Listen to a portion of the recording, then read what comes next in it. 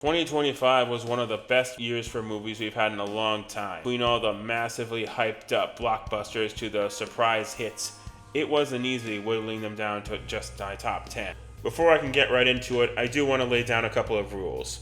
First, I'm only counting new movies that came out last year. Older movies that happen to get reworked or re-released in 2025, they don't count, Jeremy. Second, obviously I haven't seen every movie released in 2025. Still haven't seen Sentimental Value or No Other Choice. I'll put them in my full ranking on Letterboxd once I have. If your favorite movie doesn't happen to be on this particular list, well, go make your own. Everybody got that? Good. Fucking go. Begonia is fucked. I'm just putting it out there. It's about two conspiracy theorists who kidnap a CEO and try to get her to admit that she's an alien. From there, it's a battle of wits featuring two of the best performances from both Emma Stone and Jesse Plemons, who are already two of my favorite actors. Plemons especially is fantastic here. You really get to understand what brought him to this point and why he thinks what he's doing is ultimately for the greater good. On top of his scenes with Stone, he also gets a lot of moments to play off his cousin, who is another really sympathetic character. Yorgos Lanthimos really has a way of making you laugh while simultaneously making you want to peel off your own skin. As for the ending, I won't get into it. I can understand why it's so polarizing. I've heard people call it a cop-out, but I actually saw it coming. I mean, after everything, all that painstaking build-up, I'd be more surprised if that wasn't how things turned out. And all I really have to say about the final scene is, yeah, seems fair enough. I hope you don't have flat feet because it's time for the long walk.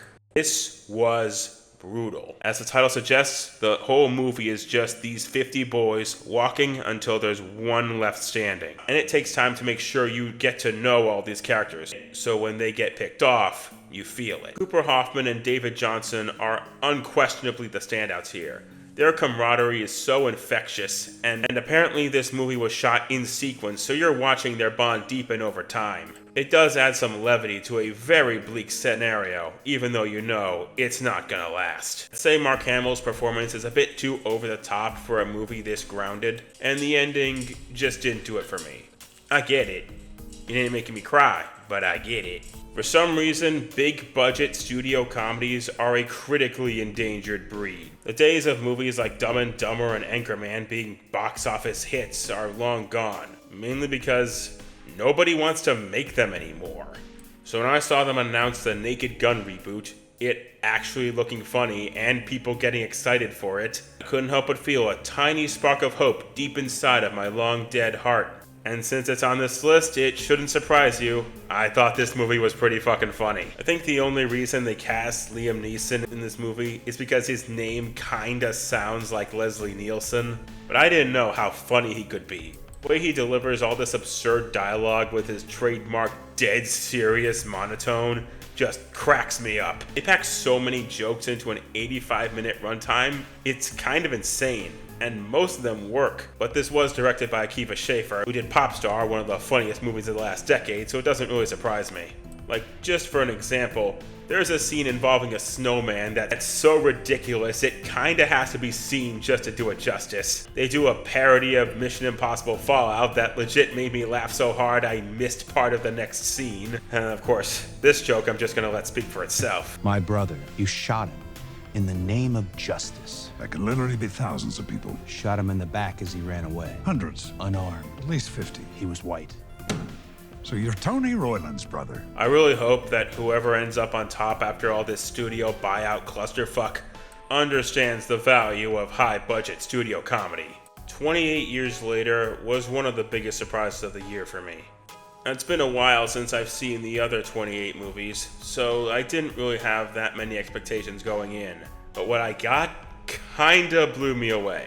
The trailer didn't give away much, so I wasn't expecting this to be a really compelling coming-of-age story as this kid explores what's left of the world around him, how it affects the survivors, and what life could be like even further beyond that. I kinda love how it implies the rest of the world just kinda went on as normal. The kid, who I was expecting to hate at first, is kinda great here, and Ralph Fiennes, who doesn't even really come into the last third, gives one of the best performances I've seen from him in quite a while. Love how he has that kind of familiarity with this one infected who, speaking of, If you've seen the movie, you'll understand why it got the nickname 28 Inches Later. This isn't going to be for everyone though. There are some, let's say, stylistic choices, mainly with the action, that did take some getting used to. But once I did, I was mesmerized. Where 28 Years Later kinda lost steam for me on rewatch, weapons only got better. Imagine Magnolia as a horror movie, as in it follows multiple different characters in intersecting storylines, and they're all tied to the sudden disappearance of an entire classroom of children. It combines smart storytelling with some pretty inventive camera work to make one hell of a fun time. I've heard people complain it relies too much on humor, but that just kinda made the movie better for me. Zach Cregger understands that horror and comedy are flip sides of the same coin. They're both about getting those big reactions, and he balances the two perfectly, which isn't surprising considering he got his start in sketch comedy. A great example of this is a dream sequence Josh Brolin's character has that ends on a really solid jump scare, and then is followed by one of the funniest line deliveries in the movie. I'm not getting into spoilers, but I think the best example of how this movie balances horror and comedy is with the introduction of a character in the third act. This character is so creepy, but at the same time, immensely fun to watch. And it all comes together in one of the most insane, hysterical, violent, holy goddamn shit endings I've seen all year. If there's any problems I have with it, I'd say the stuff with the cop and the junkie didn't really interest me. But looking back, those are minor gripes. It also works as a great PSA against mob mentality and for locking your car doors. Unlike its predecessors, Wake Up Dead Man is a far more straightforward mystery that takes itself a lot more seriously. There's still a lot of humor to be found, but its mystery and characters are kept more grounded, unlike something like Glass Onion where it was basically a parody of itself. Straight up, Josh O'Connor gives probably the best performance in any of these movies that doesn't come from Daniel Craig, playing a priest who unwaveringly believes in his faith as a force for good, and this leads to a great rapport with Blanc, who is a firm but polite atheist. Everyone has rightfully praised the phone call scene he has, but personally I thought the part at the end where he's taking someone's confession even more impactful. And the theme here is pretty straightforward, that being faith, the influence religion can have over people, and how people will use that influence for their own benefit. And as someone whose views on religion make Seth MacFarlane look like Mel Gibson, even I can appreciate how this wasn't a debate on the church, but rather exploring the different ways people interact with it. Being real, I actually don't have anything against positive depictions of religion in movies. One of my favorite movies of all time is literally a Bible story. Also, this movie looks amazing. An old Gothic church is the perfect setting for a murder mystery, and Rian Johnson knows it. The only thing I'd say keeping it from being my favorite of the Knives Out movies is the supporting cast, where everyone in the other two movies was memorable in some way. Only about half of them really stand out here. Jeffrey Wright, Kaylee Spaney, and Kerry Washington all have their moments, but Andrew Scott, the guy most known for playing a priest, barely gets anything to do. I almost forgot Thomas Hayden Church was even in this, and good non-existent God was Mila Kunis just awful here. I don't know what was going on, but she can't get a good delivery to save her life. But whatever, I still love this movie a little more every time I watch it. Whatever Rian Johnson's next project might be, you'd better be damn sure I'm looking forward to it. Ne Zha 2. There's a chance you've heard of this movie. If not, last year it became the highest grossing animated movie ever made. Yeah, it's an understatement to say this did numbers in China. Eventually I decided to check it out for myself, and I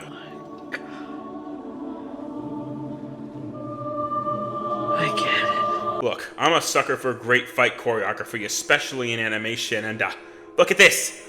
Look at this! On top of having some of the most balls-to-the-wall fight scenes I've seen in quite some time, it also has a pretty solid story with a tonal shift I was not expecting. Most of the characters are pretty good, but this one guy, Gong Bao, who was kind of a one-note villain in the first movie, has probably my favorite arc in this one. If it wasn't for its over-reliance on toilet humor in the first half, it would have easily taken the top spot. I don't know when they're gonna make a Ne Zha 3, but I'm almost as excited for it as I am for Beyond the Spider-Verse. Sorting out the top 3 for this list was not easy. And considering this is also probably the top 3 for a lot of other people, that shouldn't be surprising. Honestly, any of these movies could take the top spot just depending on what mood I'm in. But I eventually came to the conclusion that my third favorite movie of 2025... Viva la Revolution! I know, a fake cinephile for not putting this at the top spot. But listen, this movie is outstanding. Paul Thomas Anderson directs the ever-living fuck out of every single scene. That whole sequence leading up to the rooftops is one of my top 5 favorite scenes of the year, and it's not even my favorite scene of the movie. And as tense a thriller as it can be, many disturbing parallels it makes to current events, this movie is fucking hilarious. Straight up, this is the funniest Leo has been since Wolf of Wall Street. I never got tired of his bumbling antics. I also love how he doesn't really accomplish anything by himself. It feels like he's an older man trying to keep up with a world of youths. Tiana Taylor, Regina Hall, and especially Chase Infinity are all really outstanding in their roles as well. One of my favorite characters has got to be Sean Penn as Lockjaw. I've said it before, but he's basically if Hans Landa from Inglourious Bastards was a dude bro. He's both really intimidating and hilariously pathetic. Lockjaw's motivation to go after Willa isn't for revenge, instead to clear his record so he can be a member of the Christmas Adventurers Club. Though, honestly, he'd be much more at home in the Ministry for Silly Walks. It's an important detail that often goes overlooked when writing fascists, nationalists, and other characters of the like, is that these people are, more often than not, complete fuck-ups. But of course, the real scene stealer is Benicio del Toro. I don't know if somebody made a supercut of all of his scenes yet, but if not, someone get on that. It's almost worth watching more than the movie itself. I know this is, objectively speaking, probably the best made movie of 2025. It's only number 3 because, well, I just like the other 2 better. We gonna kill every last one of you. Sinners. Where do I even begin with this fireball of a movie? Sinners is the complete package. It's a period drama set in the Jim Crow South about how people of color got by in that time. Themes of community, music, cultural degradation, and assimilation. Oh, there are vampires in it. Irish vampires. For whatever reason, 2025 was a big year for one actor playing 2 separate characters. And the pinnacle of that was Michael B. Jordan. He knocks it out of the park as the Smokestack Twins. Haley Steinfeld, Wumi Masaku, and Delroy Lindo are all perfect in their roles as well, and Jack O'Connell makes for an excellent antagonist. He is charming, creepy, and hugely entertaining, especially in his later scenes. But the biggest surprise has got to be Miles Caton as SAMMIE. This is the guy's first ever acting role, but you never know that by watching it. He stands toe-to-toe with some of the best actors in the business, as well as being an excellent musician, and oh my god, I haven't even talked about the music yet. Oh yeah, this movie is also kind of technically a musical too. Not just Ludwig Göransson's immaculate score, but the actual songs are fantastic. The pinnacle of which is, of course, I Lied to You. A literal barn burner that features one of the most impressive tracking shots I've seen in a while, and leaves you with the feeling that this is the highlight. There is no topping this. And then Rocky Road to Dublin comes along and tops it anyway. This movie is amazing. And I appreciate a mainstream movie that isn't afraid to get freaky with it. Let's just say people get eaten out in more ways than one here. And the Tommy gun scene at the end is just an exclamation point. A total victory for Ryan Coogler. The only thing I change, maybe would have liked to see more of the Choctaw. Like maybe could have got them involved in the third act somehow. But no, that's really just a minor gripe. Before I get to number 1, I might as well list off some honorable mentions. Superman, Predator Badlands, Predator Killer of Killers, Chainsaw Man Raze Arc, and Mission Impossible The Final Reckoning. You think it's that simple? Yeah, I do. Maybe it's the recency bias talking, but I'm struggling to think of a movie from 2025 that gripped me more than Marty's Supreme. I didn't know ping pong could make my heart beat so fast I thought it was going to fly out of my mouth. But seeing how this is from one of the guys who did Uncut Gems, I shouldn't be surprised. Simply put, this movie is non-stop. Much like the sport itself, it's fast, chaotic, and there's always something going on. I've had mixed feelings on Timothée Chalamet for a long time. I didn't hate him, but he never really sat right with me. though I did start coming around to him in recent years, like with the Dune movies. But this made me a believer.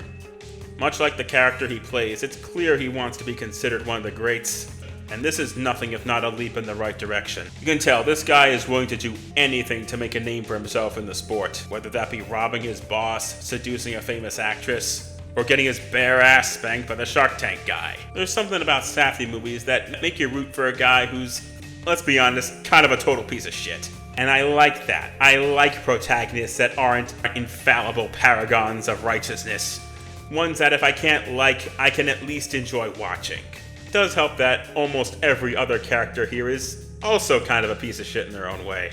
Not irredeemable, but uniquely fucked up. Now, much like Uncut Gems, this movie isn't gonna be for everyone. Like I said, there's a lot happening at once and it goes by so fast, you will miss some important things if you're not paying attention. And maybe, just maybe, it's a hair too long. That being said, I don't say this often, this movie made me feel alive. And I'd say it easily deserves the spot at the top of this list. I may not have been around since 1601, but I'm glad I'm around for movie years like these. It kind of astounds me that we got all these great movies the same year we also got Chicken jockey. Shut your fucking mouth! No problem, John. Shut the fuck up, you cunt! I guess that goes to show you no year is completely bad. I'm waving my dick in the wind.